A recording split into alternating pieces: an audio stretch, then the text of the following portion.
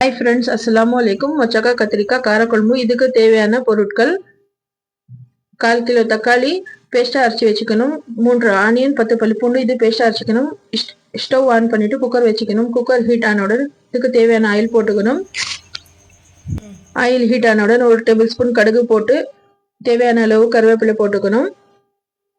Paste அரைச்சது ஆனியனும் பூண்டும் இதில் போட்டு நல்லா மிக்ஸ் பண்ணிக்கணும். 2 table spoon red chilli powder, 3 table spoon தனியா தூள், 1/2 டீஸ்பூன் மஞ்சள் தூள், 1 டீஸ்பூன் ஜீரக வெந்தய தூள் போட்டு நல்லா மிக்ஸ் பண்ணிக்கணும். பேஸ்ட் அரைச்சது தக்காளி போட்டு நல்லா மிக்ஸ் பண்ணிக்கணும். இது கொஞ்சம் நேரம் பச்சை வாசனை போகிற வரைக்கும் நல்லா கலந்து விட்டுக்கணும்.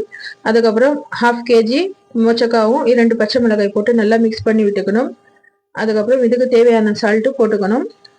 போட்டு நல்லா மிக்ஸ் பண்ணிக்கணும். இது ஒரு கொதி வர வரைக்கும் வெயிட் பண்ணணும். அதுக்கப்புறம் இதுக்கு தேவையான தண்ணி போட்டு நல்லா மிக்ஸ் பண்ணிக்கணும். அதுக்கப்புறம் கொத்தமல்லி தூவி ஒரு 2 விசிலுக்கு விட்டுடணும்.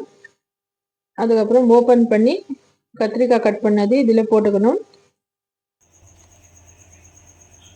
போட்டு நல்லா மிக்ஸ் பண்ணிவிட்டு அதுக்கப்புறம் ஒரு நெல்லிக்காய் சைஸ் புளி வாஷ் பண்ணி இது கரைச்சி வச்சது இதில் போட்டுக்கணும். ஒரு பீஸ் தேங்காய் அரைச்சி இது பேஸ்ட்டாக போட்டுக்கணும். அதுக்கப்புறம் தேவையான கொத்தமல்லி போட்டு மூடி போட்டு ஒரு விசிலுக்கு விட்டுடணும்.